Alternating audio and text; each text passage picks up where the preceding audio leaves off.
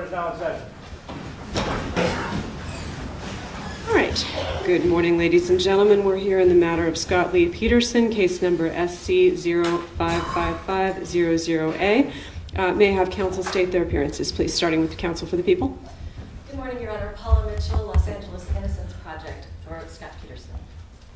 Hillary Mormon, Los Angeles Innocence Project for Scott Peterson. Thank you. Good morning, Your Honor. Victoria Vasquez, people of the State of California, District Attorney's Office. Right away, notice who's in the room, or more importantly, who's not. Scott Peterson is appearing from Mule Creek State Prison via Zoom. That alone tells us this is not a retrial. This is post-conviction territory, where the rules, timelines, and legal standards are completely different. And that's where things get interesting. Thanks. Birgit Flanagan from the District Attorney's Office, Stanislaus County. David Harris for the people. Thank you. Good morning, Your Honor. Honor Rights for the people. Okay. Thank you. And Mr. Peterson is present via Zoom. First of all, Mr. Peterson, let me confirm, can you hear me and can you see me? Well, let me turn on my camera first of all.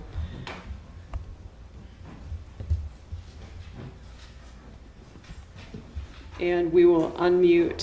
Can we unmute Mr. Peterson so he can confirm that he can hear and see the proceedings, please?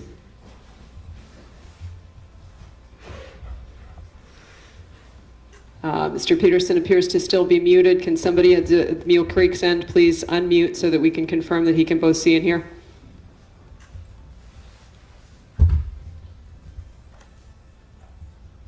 I see Mr. Peterson trying to unmute, so give me a thumbs up if you can see us and hear us, please.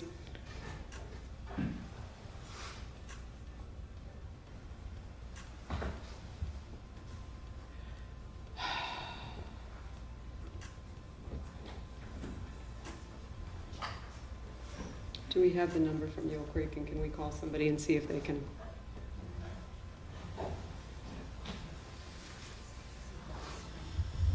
Okay. All right. Good morning. Good morning, Mr. Peterson. Can you both see and hear the proceedings, sir? This is a huge moment legally. The court confirms there are 3 active post-conviction motions: discovery, DNA testing, and sealing records. Translation: the defense isn't arguing guilt or innocence yet. They're fighting for access to evidence they say should have existed all along. Ask yourself, if the evidence is solid, why fight discovery? Yes, Your Honor, I can. Thank you. All right. And do we have your consent to proceed via Zoom this morning? Absolutely. Thank you, Your Honor. All right. Thank you. So the record should reflect Mr. Peterson has consented to appearing via Zoom. He is appearing electronically from Mule Creek State Prison. Okay, the court had requested counsel to be present this morning for a status conference. There are 3 motions pending before the court. Motion for post-conviction discovery under Penal Code section 1054.9, a motion for post-conviction DNA testing, and a motion to seal court pleadings that have been filed in relation to those 2 motions. Because we had not yet had a hearing date set, the people's response had not yet been due, so I wanted to discuss with counsel a briefing schedule and scheduling a substantive hearing on those 3 motions. That failed meet-and-confer is courtroom code for we tried, but we're miles apart. When discovery disputes can't be resolved informally, it usually means one side believes critical information is being withheld, and courts take that very seriously in post-conviction cases. I also wanted to, there were references in the pleadings to potential meet-and-confer process between the parties to see if they had had any luck in narrowing the issues that the court may have to decide in terms of discovery and testing. So I wanted to check in with counsel, see where we are with that process, and then we'll move forward from there. So let me start with the moving party. Counsel for Mr. Peterson. Yes, Your Honor. We did go to the District Attorney's Office in Stanislaus County on February 13th to have a meet and confer. Unfortunately, we were unable to resolve any issues. I do have a letter memorializing the discussions that were had. If the court would like a copy, I'd be happy to provide that. I sent it to the District Attorney's Office on February 24th, just setting forth the issues we discussed and the impasses that we had. Okay, thank you. Counsel for the people. Your Honor, we did have a meet and confer, and we are at the position where we intend to file our motion, our responsive motion. And what we need the court's help with perhaps is identifying the date that we begin to run that time. We have 90 days for service. Hold on just a second, Ms. Lotiger. We're getting a little bit of background. I'm going to mute, or I'm going to ask the clerk to mute Mule Creek because we are getting some background noise. So, Mr. Peterson, if you do need to communicate with your counsel at any point, you can let us know that by simply raising your hand so that we can unmute you.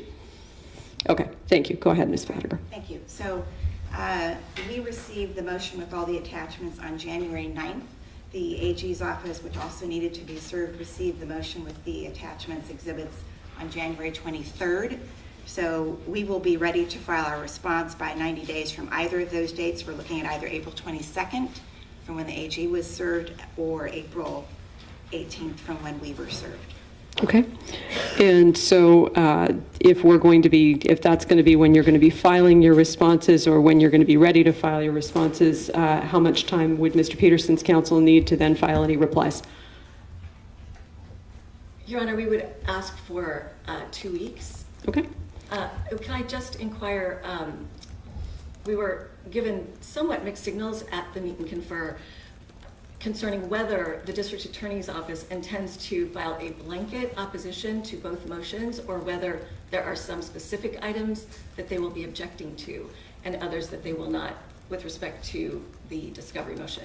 So if the court could inquire whether they intend to file a blanket motion opposing all requests or if it's with respect to certain items, perhaps we could begin receiving the items that they are not objecting to. I mean, I would expect that that counsel could handle that in the meet and confer process.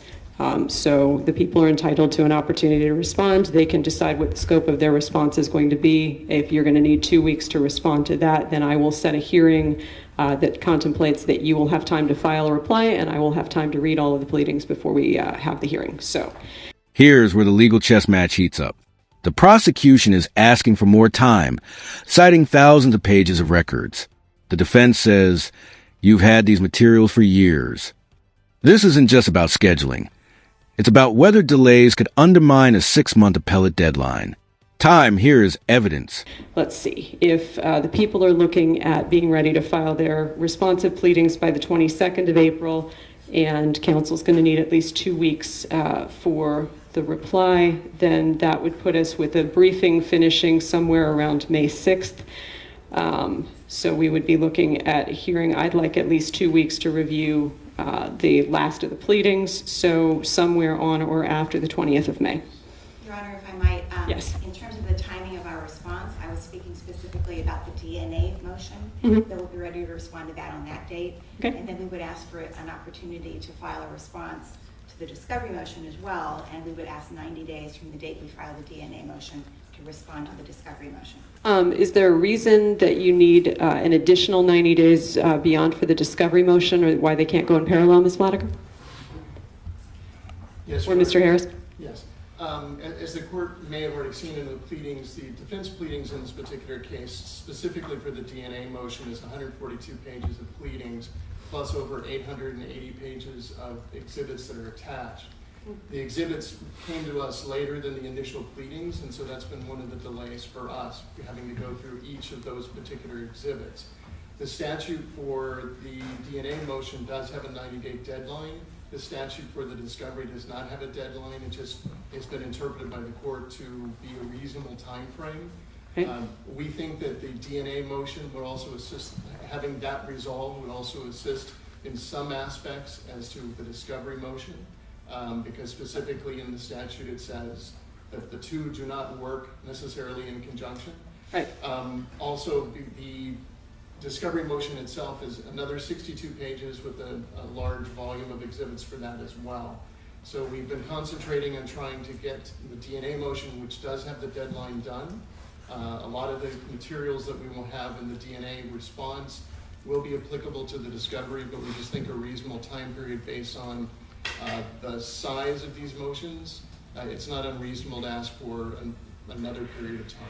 Well, I guess the concern that I have about 90 plus 90 in terms of your responsive pleadings is that the Court of Appeal has issued a stay for a relatively limited period of time. We're working on a 6-month deadline before, and I understand that there is the potential for an extension of that deadline if there's additional good cause, and not being done with the pleadings here and with the hearings here determining the scope of the discovery would potentially be good cause. But given that they have sort of given us a 6-month time window to work with for what they think would be an initial opening, I'm concerned that setting a briefing schedule for that exhausts the entirety of that time period is not going to be viewed as potentially reasonable by them. So, and these two statutes, while I understand that a lot of the issues may be interconnected with the discovery the defense is seeking, I don't see a lot of what they're seeking in the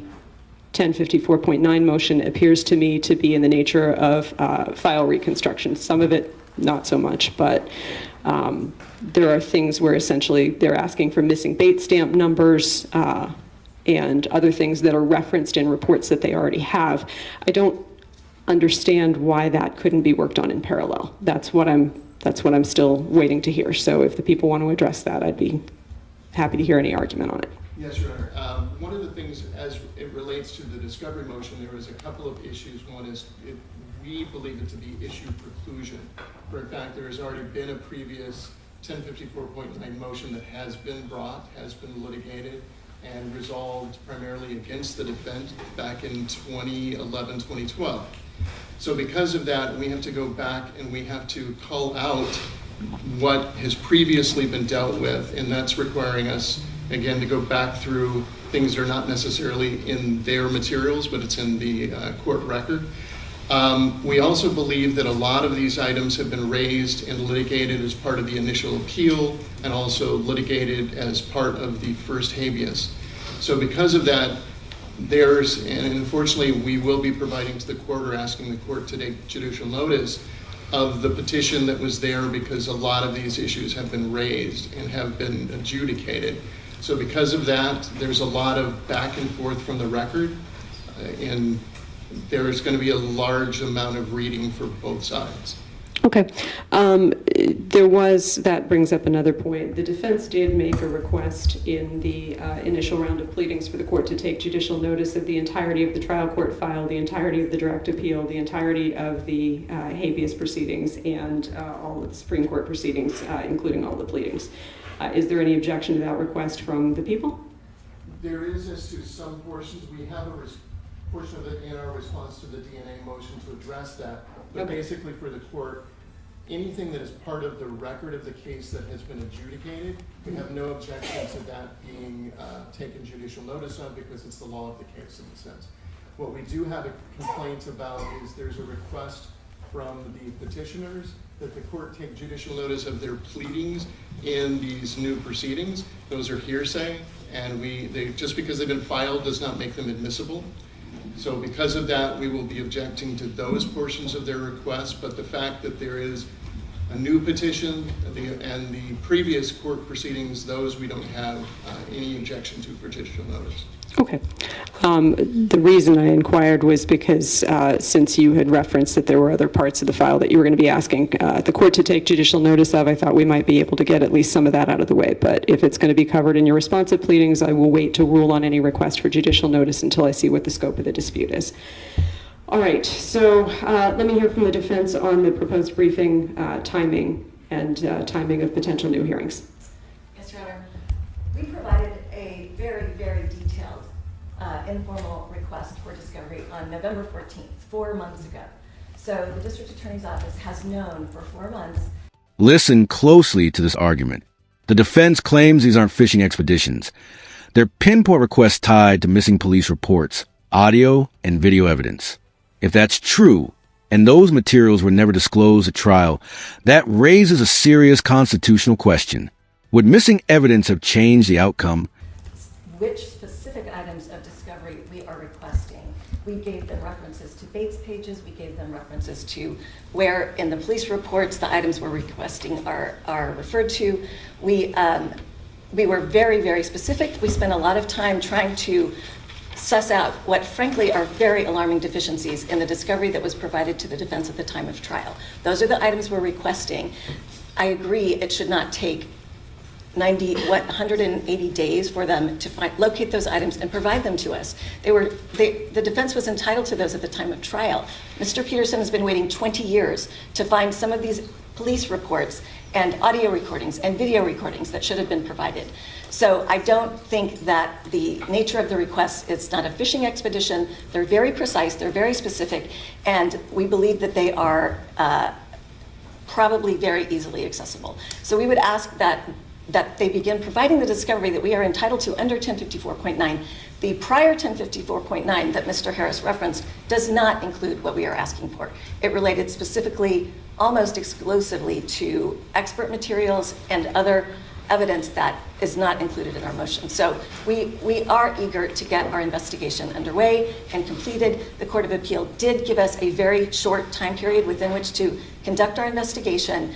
The materials we are asking for are reasonable. They're within the scope of 1054.9, and we would like to begin receiving that discovery as soon as possible. Okay. So in terms of briefing schedule, the court is prepared to accept the proposal by the district attorney as far as the DNA testing motion is going. And so the response for the responsive pleadings on the DNA motion will be due no later than close of business, filed and served by April 22nd. Given the timetable that was contemplated by the Court of Appeal and the fact that essentially the discovery request was made prior to this motion being filed and prior to the Court of Appeal issuing their stay on the proceedings to allow these issues to be litigated in the trial court, I am inclined to agree with the defense that a request for an additional 90 days beyond the briefing on the 1054 issues is too long, given the timetable that the Court of Appeal has given us. In terms of the briefing for the 1054.9, because the requests are extensive, it's a 62-page discovery letter with a number of subparts. Some of it is specifically identified by missing date stamp numbers, but some of it is broader than that. So the court is inclined to go about 30 days beyond the briefing deadline on the DNA motion. And so if I'm looking at roughly the end of May for the 1054.9 reply, could you have it done on or before the 20th of May? Yes, Your Honor. Okay, so May 20th will be the briefing deadline for the 1054.9.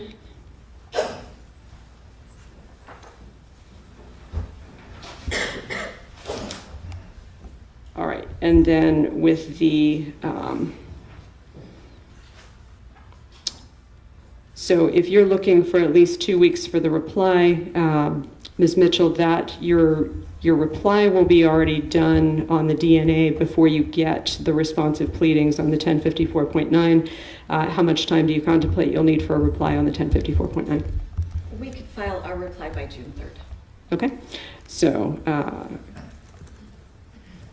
reply pleadings for the defense on the DNA will be due, if you're looking for 2 weeks, that would put it May 6th. And reply pleadings for the 1054.9, you indicated June 3rd, so that's fine. Motion to seal. That is something that I think we probably can and should do before we deal with the substantive pleadings. And so I did not see a responsive pleading on the motion to seal. How much time do the people think that they would need on a responsive pleading to the motion to seal? The only issue that we have as to the motion to seal, and this is why we have not filed something, is the documents in question that are being requested. The people have never been provided with an unredacted copy of those reports. We still do not know who these witnesses are. They're anonymous to us. So we're asking the court to order the petitioner to turn those over to us before we can actually decide one way or the other. But it's the people's position is we probably won't be objecting to the motion to seal based on what's alleged once we have that information. Okay. Ms. Mitchell? Your Honor, the identity of the witnesses whose names are redacted in the Now we enter sensitive territory. Sealing records. Anonymous witnesses. Fear of retaliation. The court openly acknowledges this case attracts public scrutiny and possibly media intervention. This isn't just about privacy. It's about whether transparency helps justice or threatens it. What do you think should outweigh the other? Declarations that Mr. Harris is referring to have stated that they are fearful of retaliation by the Modesto Police Department if their names become known, and have asked that their names remain sealed. I would request that we perhaps have a conference in chambers to discuss this issue. It's sensitive to our ongoing investigation. There are a number of other witnesses who we have been investigating who are in a similar situation. Okay, well, all I'm asking for essentially is a briefing schedule for the motion to seal. And there's a procedure that's set forth in the rules of court for a motion to seal in terms of lodging a pleading with the court that is the proposed sealing and the narrowly tailored nature of it, and serving it on the opposing party. It appears that that actually hasn't been done in this case. All of the pleadings that were filed were essentially filed publicly, but with the redactions that you are proposing. So in terms of the procedure for the motion to seal, it is, I would say, somewhat unusual given the rules of court. And I anticipate that the parties will not be the only ones who want to be heard on the issue of the motion to seal, given the nature of the case. So let's set a briefing schedule. I'm not going to make any specific orders, and whether or not the motion is compliant with the rules of court and the proposed redactions are within the nature of the rules of court is something I'm going to rule on at the time of the motion, not now when I have one motion, not a response, and not all the pleadings that I anticipate that I'm going to get on it. So how much time would the people need in order to be prepared to file a response to what is in the record? 2 weeks would be fine. Okay, that's fine. And then any reply that you may have to that, Ms. Mitchell, how much time would you need once you get the people's response? 1 week, please, Your Honor. Okay, so 2 weeks from today is the 26th of March, so people's response will be due March 26th, close of business. And you said 1 week, Ms. Mitchell, for your reply. That would put it about April 3rd. So April 3rd for motion to seal reply.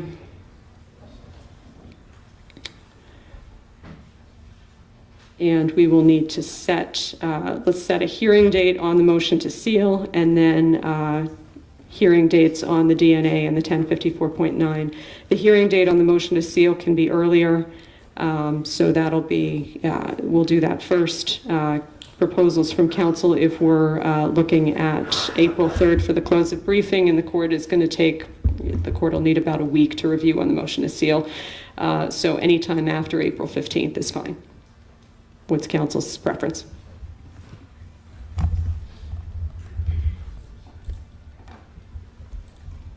We can do April 16th. April 16th is fine for us. It's fine for the court. All right, let me just check the court schedule. Yeah, I'm free April 16th, so that's fine. April 16th, 9 a.m. motion to seal. And Ms. Mitchell, is Mr. Peterson going to want to be personally present for that or continue to appear electronically? My understanding is that his preference is to appear electronically, but he can correct me if that is not accurate. Okay, and let's go ahead and ask to unmute for that.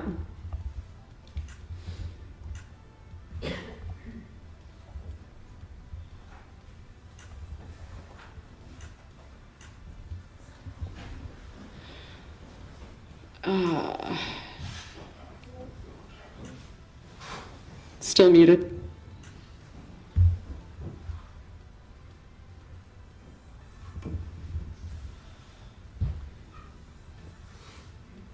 All right, Mr. Peterson, we're contemplating an April 16th hearing on the motion to seal the pleadings or parts of the pleadings in this matter. Are you going to want to appear via Zoom or in person for that? Zoom is fine, thank you, Your Honor. Okay, thank you. Then for hearing dates on the DNA motion and the 1054.9, what's the party's preference in terms of hearing those together or separately?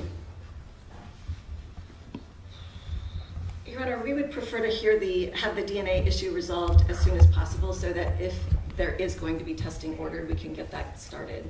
Okay, people? We don't know what's going on. Okay, that's fine. So if the briefing on the DNA motion is going to be completed by May 6th, then, and if I need a couple of weeks to read the pleadings, then we're looking at the last week of May. So any preference by counsel during the week of May 27th for the hearing on the DNA motion, and what is the time estimated necessary for that argument? We can be available May 28th, Tuesday, May 28th. Okay. That is the day after Memorial Day, so I don't know if that's going to cause travel problems or any issues for the court's calendar. I don't have any plans on Memorial Day, but if counsel do and they would prefer to go to the 29th or sometime later in the week, that's fine. 29th is fine with me. Okay, and do we think it'll be anything more than a full day? Don't think it should be more than a full day. Ms. Mitchell? Having not seen their opposition, I can't say, but I would hope not more than a day. Okay, we'll block off a full day for it, so, and it may not take that long, but we'll be prepared if it does. May 29th at 9 a.m. for the DNA testing motion. Then the 10:50, and so in terms of the DNA testing motion, Ms. Mitchell, do you know if Mr. Peterson has a preference in terms of Zoom or personal appearance? I believe his preference is Zoom. Is that correct, Mr. Peterson? Yes, Your Honor. Okay, so that'll be via Zoom. Okay, and then we'll need to schedule the 1054.9 hearing. If the briefing is going to close on that on June 3rd, then we will need, if the court needs, that is going to run into some travel plans that I have, and I'm going to need to step off the bench briefly to confirm exactly when I'm returning because it's an extensive absence in June. So let me step off the bench briefly, consult my calendar, and let you know after essentially when I'm going to be returning and when I will be available for that, and then we'll discuss dates. So we'll take a brief recess.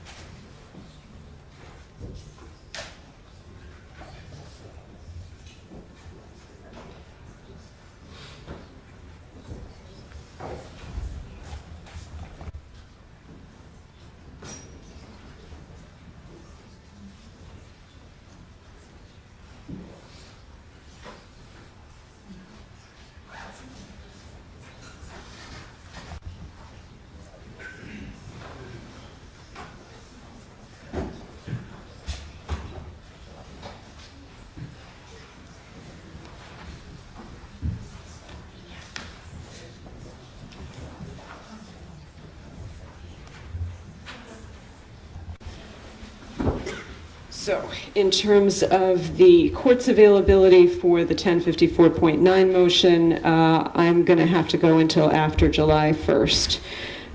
So Counsel, I'm looking at sometime during, if I'm going to be reading the pleadings after I return, I'm going to be looking at sometime during the week of July 15th.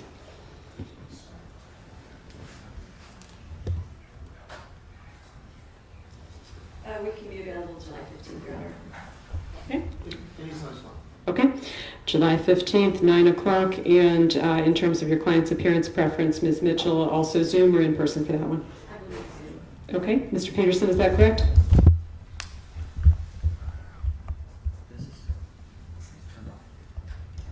Still muted.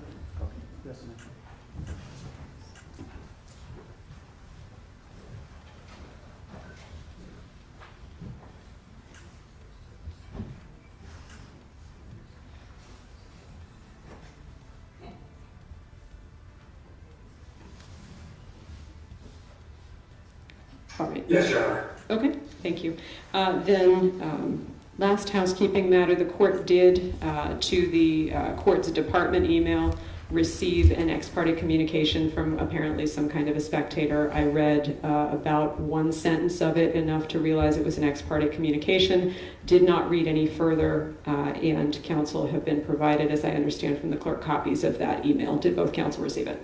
Yes, Your Honor. Yes. Okay, thank you. And the court is not going to be reviewing any incoming email to that inbox in the future to avoid that issue recurring in the future. So people shouldn't bother to email. Okay, is there anything else either counsel needs to take up for today's date before we recess?